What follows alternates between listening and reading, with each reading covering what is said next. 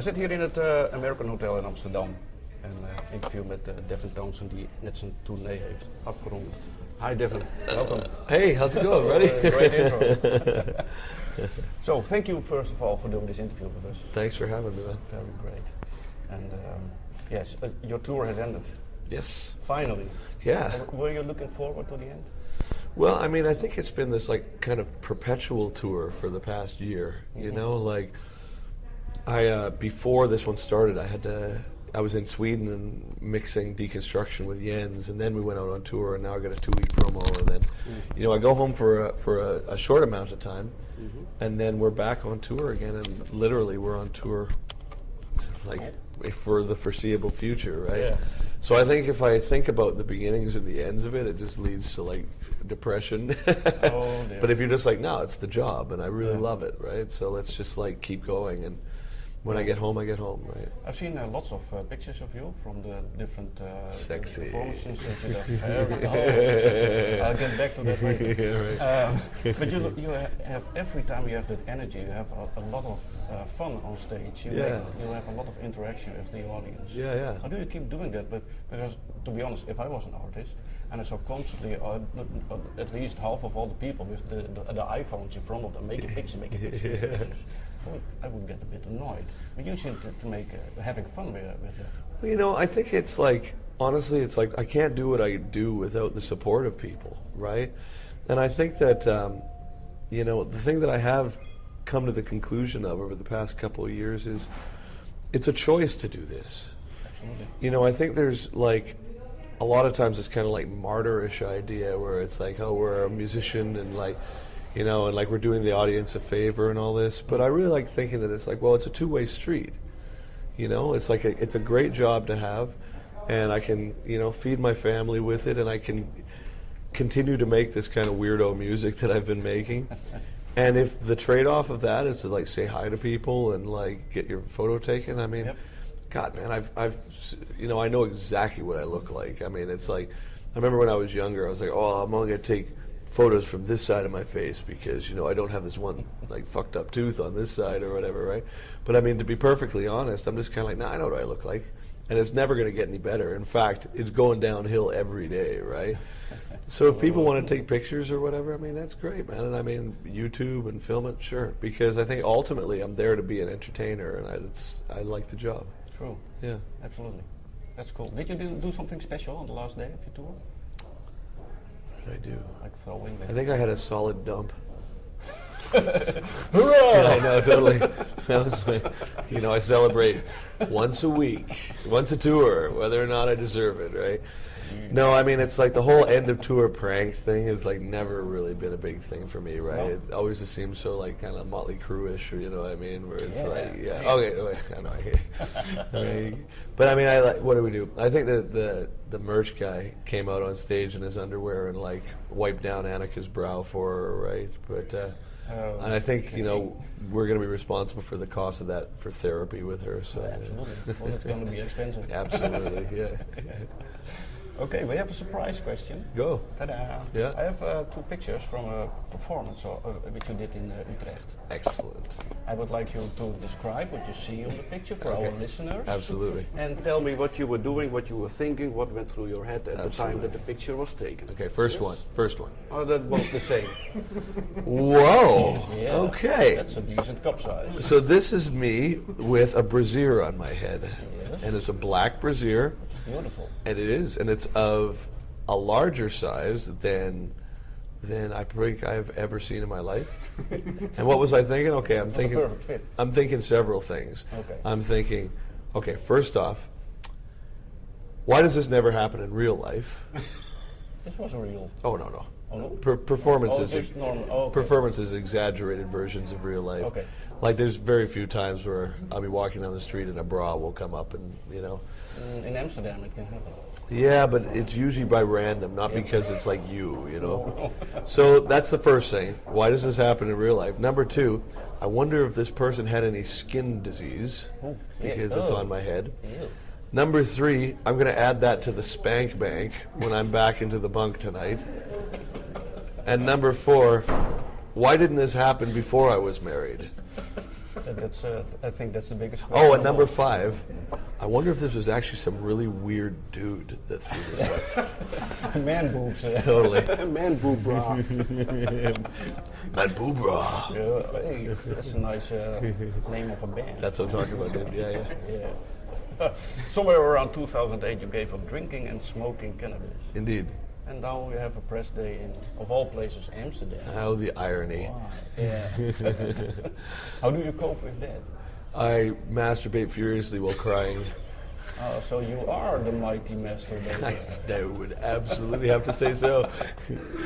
No, I mean, it's like, it's one of these things where I'd love to say that my reasons for doing it were like moral and altruistic and whatever. No. But to be perfectly honest, all of a sudden, I remember one of the last times I smoked weed, I was like convinced that electricity was like the weirdest thing ever, and like people were looking through my windows, and I ended up sitting in the middle of my living room with a blanket over my head with all everything electrical unplugged because I was convinced electricity was bizarre, right? And I remember thinking, this isn't nearly as fun as it used to be. And then for drinking, we had a baby as well, and I remember middle of the night he started to choke, and I was so loaded that I couldn't drive to the hospital. That's right. And I remember thinking, okay, well, there's that. Yeah. So it's like, it's just like as life changes, it kind of like adds things to you, right? Yeah. And I mean, I find that, negativity brings negativity and positivity brings positivity. Not totally, of course. There's like, life is life, of course, right? But I think that by sticking to the plan, the things that do end up presenting themselves in my life are like, I really appreciate them, So they're really authentic. When there's a good moment, even though it may only be like one 15-minute chunk every month, it's a serious, real 15 minutes, right? It's that solid dump. Yeah, it's the solid dump. That's the metaphor. But I also think like in terms of performing and all that stuff, before I'd be like, I can't wait to get off stage so I can get high. And now I'm like, I can't wait to get on stage because it's the one thing a day that is a release, right? So, other than, the previously mentioned crying, masturbating combo. Cool. But you gave up drinking and smoking. It's about the same time when you start to change your looks from, let's say, the mad professor to Joe Satriani. Exactly. I just need to glue some dark hair to my forearms, right? Well, I think the thing is, it's like, okay, I've been married for so many years, and it's like, really, it's like, I'm a guy. I like to get laid, right? True. But my hair was really becoming an impediment to my layage. Is that an official word? No, it's Canadian. Okay. Yeah, it's Canadian, right? No, I mean, it's like, it was just gross, man. It hurt. It smelled like snot every time I'd take my head up from the pillow. My pillow looked like it had a translucent window in it because it's just this greasy, disgusting, bug-ridden mess. Okay. No, I'll go on. Okay. And it got long enough that it was in my bum crack too. Oh yeah. Okay, well, thanks to Frank from Paddington, we were able to listen to a few times to your new albums, Ghost and Deconstruction. Two completely different albums. Sure, yeah. And why do you release them both at the same time? Well, because I don't think either of them are necessarily who I am. I think they're really exaggerated versions of who I am while I'm kind of participating in those energies, right? I mean, Deconstruction was very much getting a monkey off my back with the whole strapping thing. And it's very much like strapping young lad. I think it is in some ways, except for maybe the intention. Absolutely.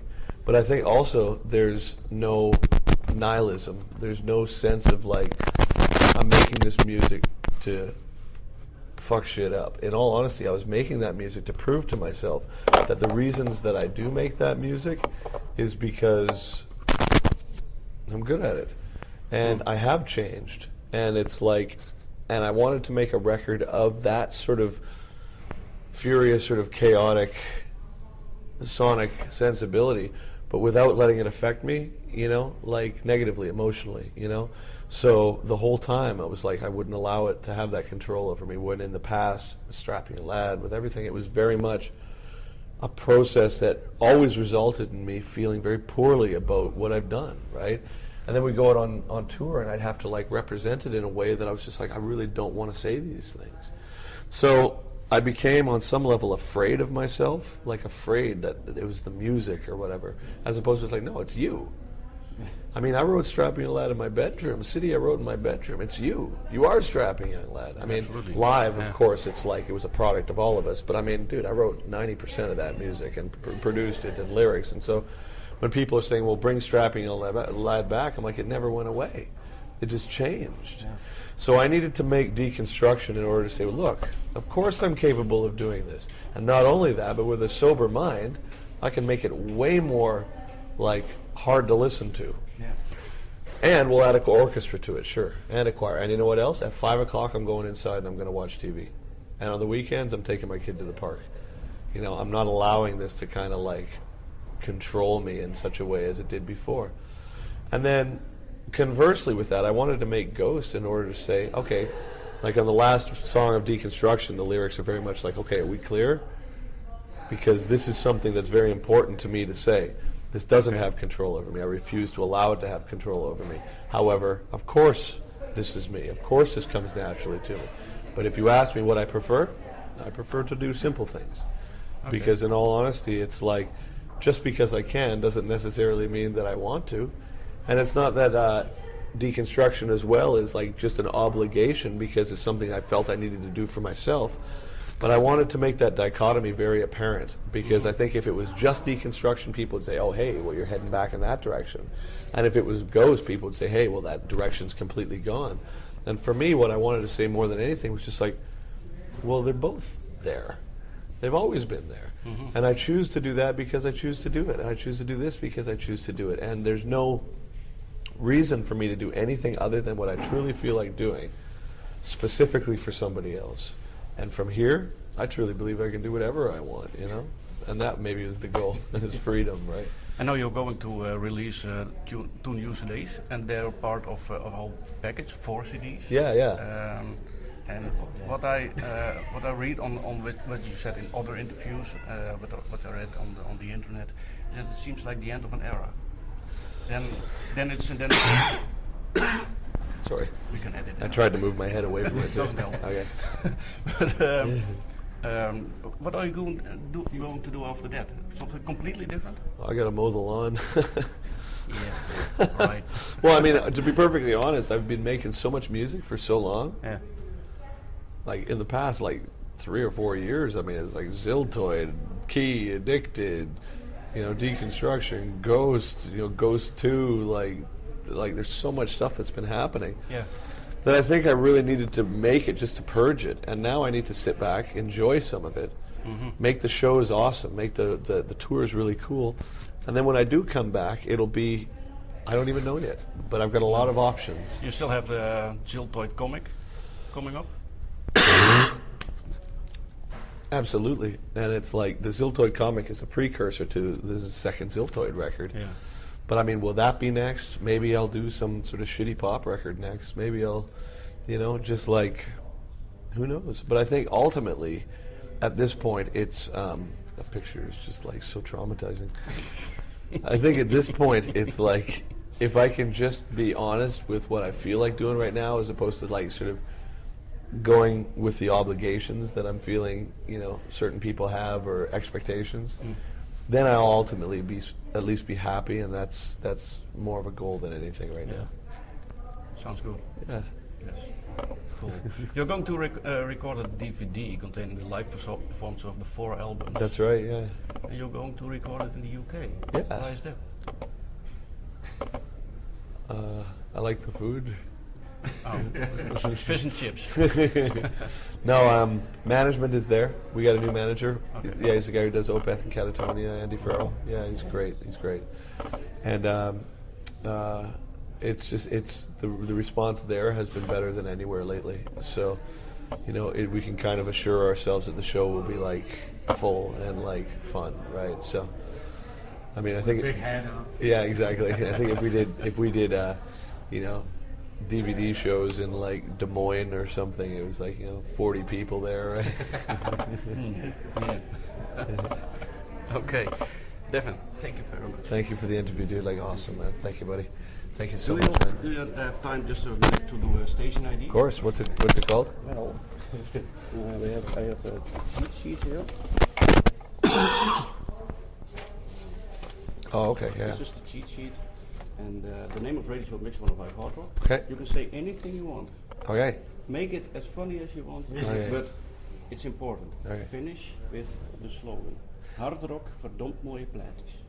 Hard rock verdomd mooi plaatjes. That's it. Okay, ready? And make it as beautiful as you want. Okay. Ladies and gentlemen, this here would be Devin Townsend coming to you live from the lobby of the place that we're coming to you live from. And you are listening to Mix105 Hard Rock, the home of all rock that's hard. And here's their slogan: Hard rock verdomd mooie plaatjes. Perfect. We had to do it phonetically, or else it would just be like.